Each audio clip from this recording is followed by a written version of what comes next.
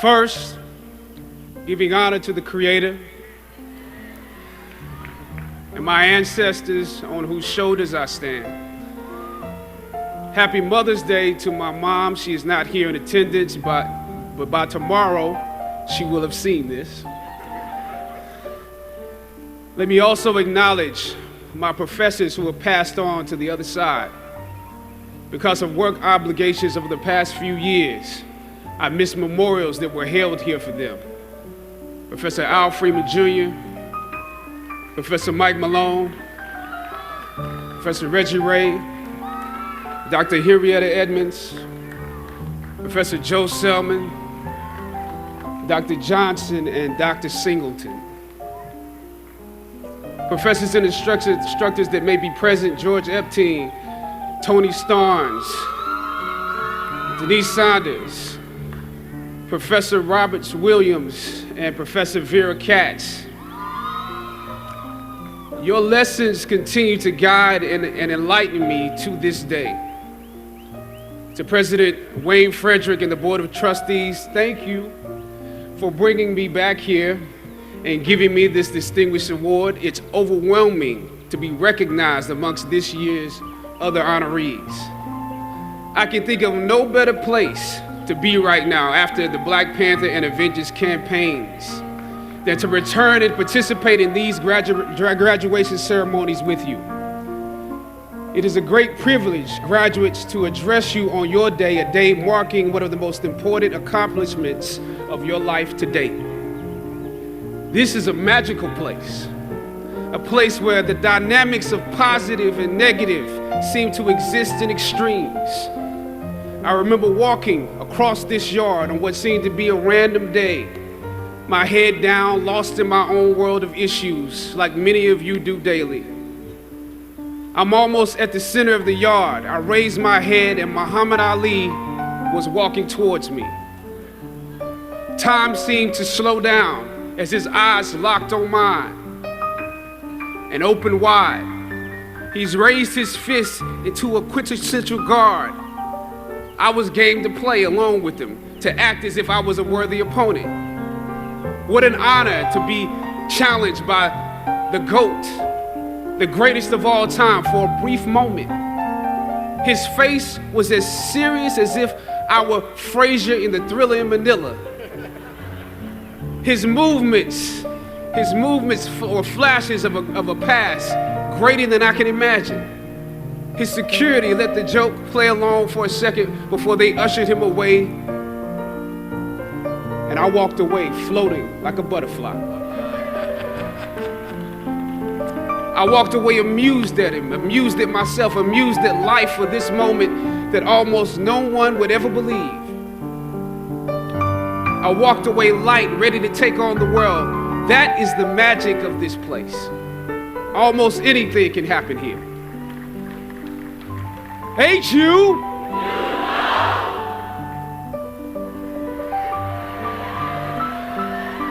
Howard University.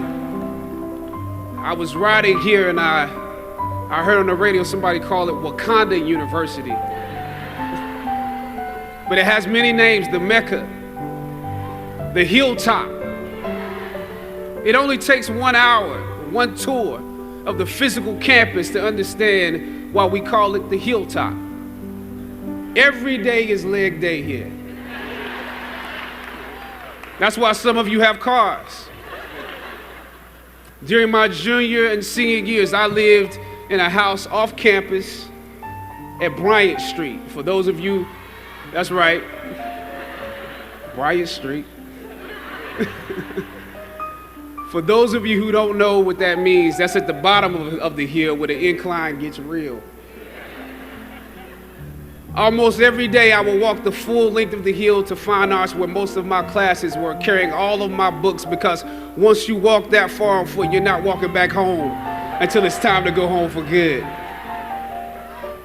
But beyond the physical campus, the Hilltop represents the culmination of the intellectual and spiritual journey you have undergone while you were here.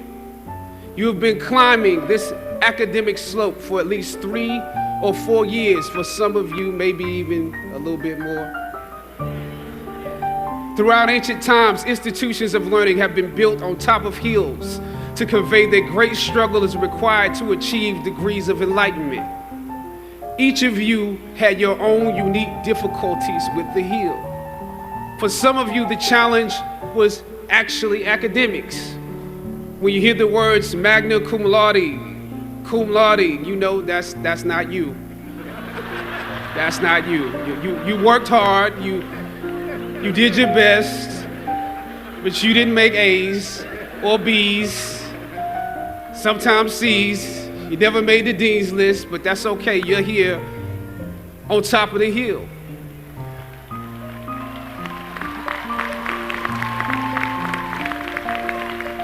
And I want to say something to that. You know, sometimes your grades don't give a real indication of what your greatness might be. So it really is okay. For others, it was financial. You and your family struggled to make ends meet every semester of your matriculation. You had to stand in one line to get to another line, to get to another line for somebody that might help you. You had to work an extra job or two, but you're here. For a lot of you, not all, but a lot of you, your hardest struggle was social. Some of you never fit in. You were never as cool and as popular as you wanted to be, and it bothers you. So your social struggles here became psychological. Even though you made it up the hill, you carry the baggage of rejection with you, but you're here. Or some of you went through something traumatic. You made it to the top of the hill, but not without scars and bruises. Some of you fit in too much. You were on the yard rapping on your frat block when you were supposed to be in class. Or you got caught up in the DC party life. I know how that is. I mean, we're right here in the midst of the city. Sometimes you forgot you were in school. You probably could have graduated with honors, but instead you were getting an oh yeah degree today. Oh yeah, I have class. Oh yeah, I have that paper due. Oh yeah, I have a final. You were literally too cool for school. You waited until the last minute to do your best work, and it's a wonder that you made it up the hill at all, because you carry the baggage of too much acceptance. Most of you graduating here today struggled against one or more of the impediments or obstacles I mentioned in order to reach this hilltop. When completing a long climb, one first experiences dizziness, disorientation, and shortness of breath due to the high altitude. But once you become accustomed to the climb, your mind opens up to the tranquility of the triumph. Oftentimes, the mind is flooded with realizations that were for some reason harder to come to when you were at a lower elevation. At this moment, most of you need some realizations, because right now you have some big decisions to make. Right now, I urge you, in your breath, in your eyes, in your consciousness, invest in the importance of this moment and cherish it. I know some of you might have partied last night. You should celebrate, but this moment is also part of that celebration. So savor the taste of your triumphs today. Don't just swallow the moment whole without digesting what has actually happened here.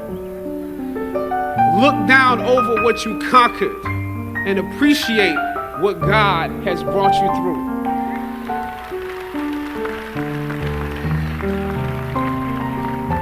Some of you here struggled against the university itself. This year, students protested and took over the A building, formulated a list of demands, and negotiated with our president and administration to determine the direction of our institution. It's impressive.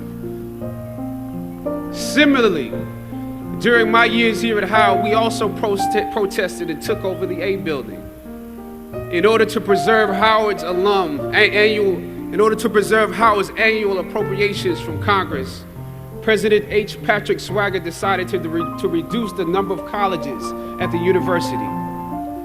By his plan, engineering would need to merge with architecture, nursing would merge with allied health, and fine arts, my school, would be absorbed by arts and sciences. That's how we saw it, absorbed. For many of us in fine arts, this signaled to us that our curriculums or the curriculums of students following us might become watered down concentrations. This undermined the very legacy we were proud to be a part of and aim to continue. The fine arts program had produced Felicia Rashad, Debbie Allen, Isaiah Washington, Richard Wesley, Donnie Hathaway, Roberta Flack, just to name a few. We felt that, yes, you could go on and on, We felt that we could compete with students from Juilliard, NYU, and Cal Arts as long as we continued to have a concentrated dosage that rivaled a conservatory experience. But without it,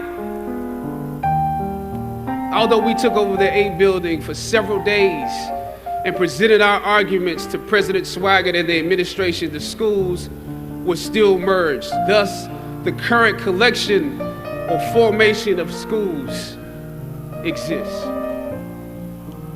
That's why I view your recent protest as such an accomplishment for both sides of the debate, student and administration. I didn't come here to take sides. My interest is what's best for the school. A Howard University education is not just about what happens in the classroom, students. In some ways, what you were able to do exemplifies some of the skills you learned in the classroom. It takes the education out of the realm of theory and into utility and practice.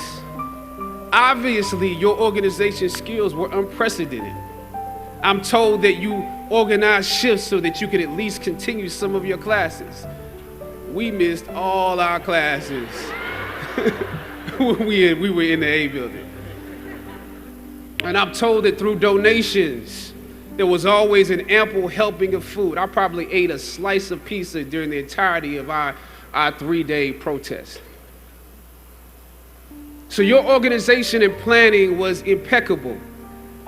You received the majority of your demands, making a significant impact on those who came after you. As is often the case, those that follow most often enjoy the results of the progress you gain. You love the university enough to struggle with it. Now I have to ask you that you have to continue to do that. Even now that you received your demands, even if you're walking today, you have to continue to do that. Everything that you fought for was not for yourself. It was for those that come after. You could have been disgruntled and transferred, but you fought to be participants in making this institution the best that it can be.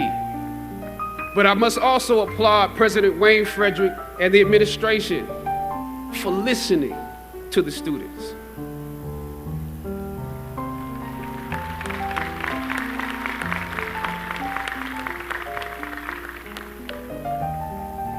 Your freedom of speech was exercised in a way where you can contribute to this place. It also shows that you can contribute to the democracy.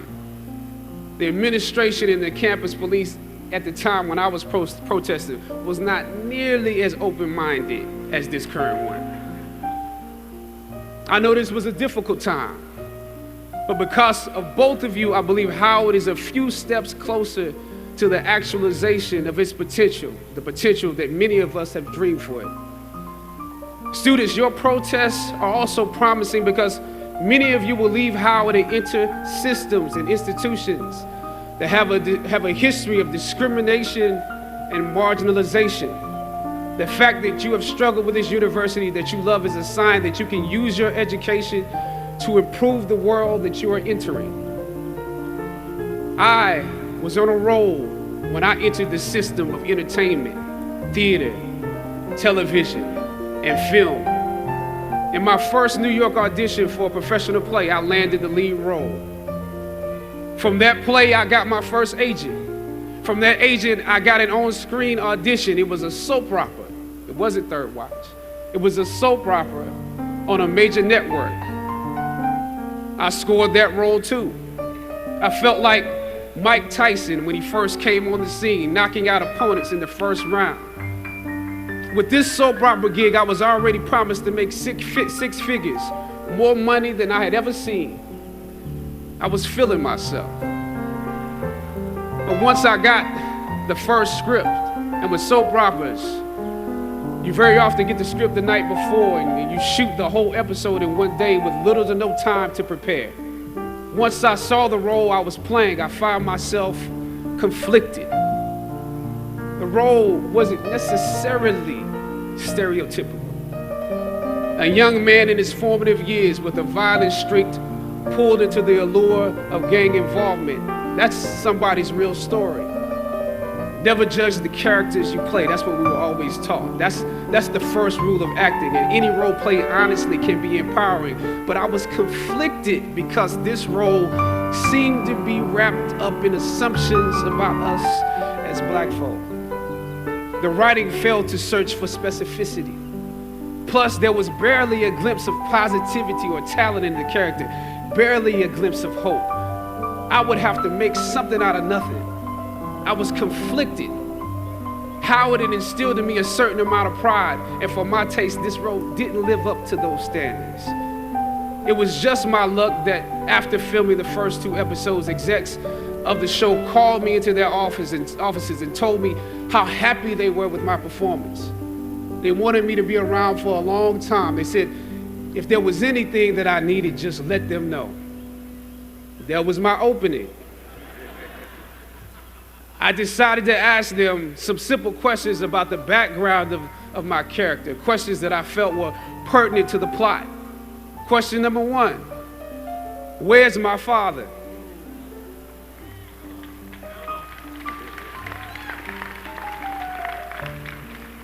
The exec answered, well, he left when you were younger. Of course.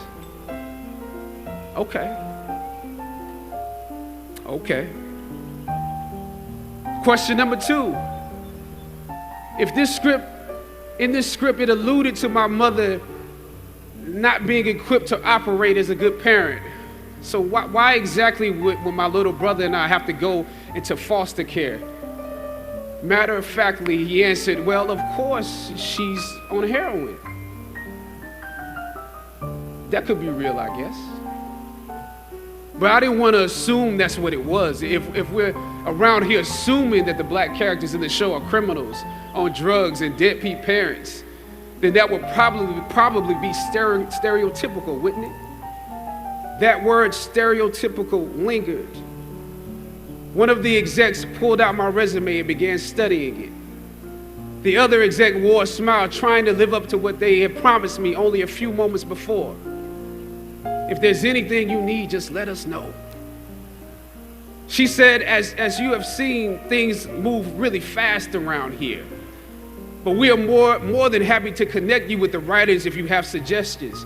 Yeah, I said, that would be great. I said, because I'm just trying to do my homework on this. I didn't know if you guys had decided on all the facts, but maybe there's some things we could come up with, some talent or gift that we could build. Maybe he's really good at math or something. He has to be active. I'm doing my best not to play this character like a victim. So you went to Howard University, huh? The exec holding my resume interrupted, peeking over the pages. Yes, I said proudly. He slid my resume back in his desk and said, thank you for your concerns. We'll be watching you. I left the office. I shot the episode I had come in to shoot on that day. Probably the best one I did out of the 3 because I got what was bothering me off my chest. I was let go from that job on the next day. A phone call from my agent. They decided to go another way. The questions that I asked set the producers on guard and perhaps paved the way for a less stereotypical portrayal for the black actor that stepped into the role after me. As the scripture says, I planted the seed and Apollos watered it. But God kept growing. God kept it growing. Yet and still, when you invest in a seed, watching it grow without you, that is a bitter pill to swallow. A bitter pill. Anybody that's ever been fired knows what I'm talking about. Even if you really don't want the job, when they let you go, it's like any breakup. You act like you don't care. I didn't need that damn job anyway. I didn't need them. But when you have those moments alone, you start to wonder if there was a better way to handle it. And if you could have handled it better, maybe you could help your family. And then before you know it, you're broke. And you find yourself scraping together change just so you can ride the subway so that you can get the next job. And maybe if you could book something else, that would eclipse the feeling of doubt that's building. But it seems like you can't pay them to hire you now. My agents at the time told me it might be a while before I got a job acting on screen again. Well, that was fine because I never wanted to act in the first place. And I definitely didn't want to be caught dead going after a fake Hollywood pipe dream. I'm more of a writer-director anyway, so forget their stories. I can tell my own stories. But am I actually blackballed? We're hesitant about sending you out to some people right now because there is a stigma that you're difficult.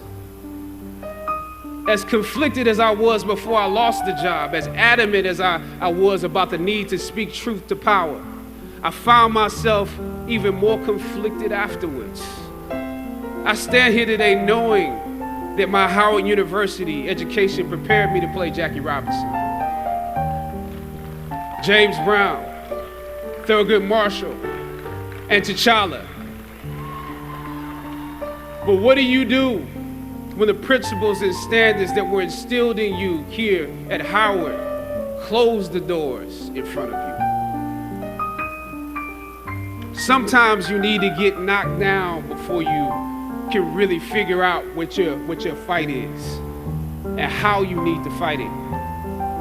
At some point, my mind reverted back to my experiences here, to the professors that challenged me and struggled against me. Professor Roberts Williams, Doc Singleton, George Epstein, to name a few, the ones that would fail you out of the goodness of their hearts.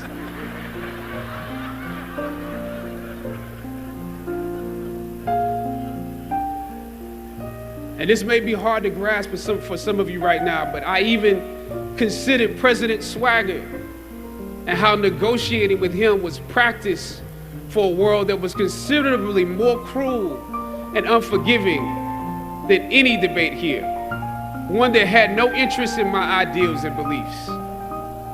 How would I maneuver through all of this? Finally, I thought of Ali in the middle of the yard, in his elder years, drawing from his victories and his losses. At that moment, I realized something new about the greatness of Ali and how he carried his crown. I realized that he was transferring something to me on that day. He was transferring the spirit of the fighter in me.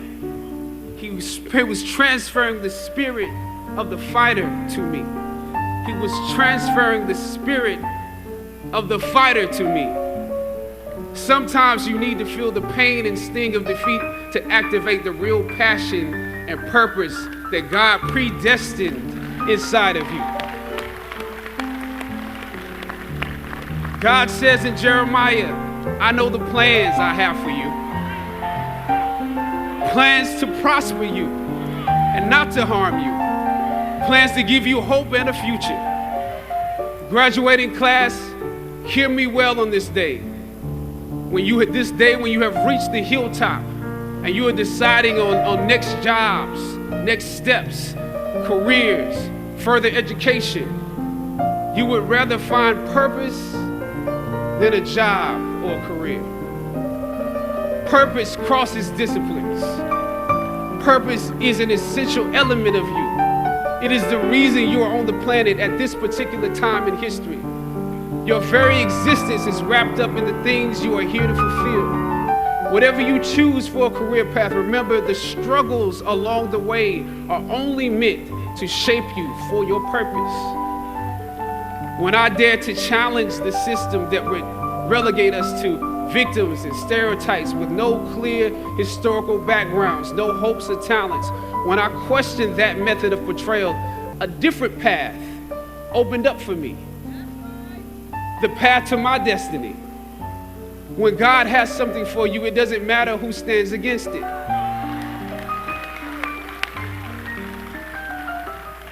God will move someone that's holding you back away from a door and put someone there who will open it for you. If it's meant for you,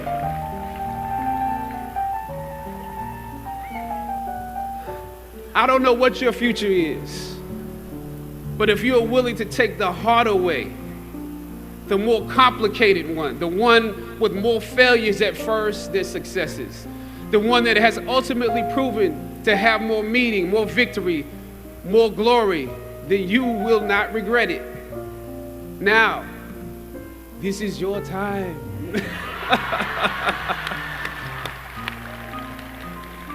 The light of new realization shines on you today. Howard's legacy is not wrapped up in the money that you will make, but the challenges that you choose to confront. As you commit to your past, press on with pride and press on with purpose. God bless you. I love you, Howard. Howard forever.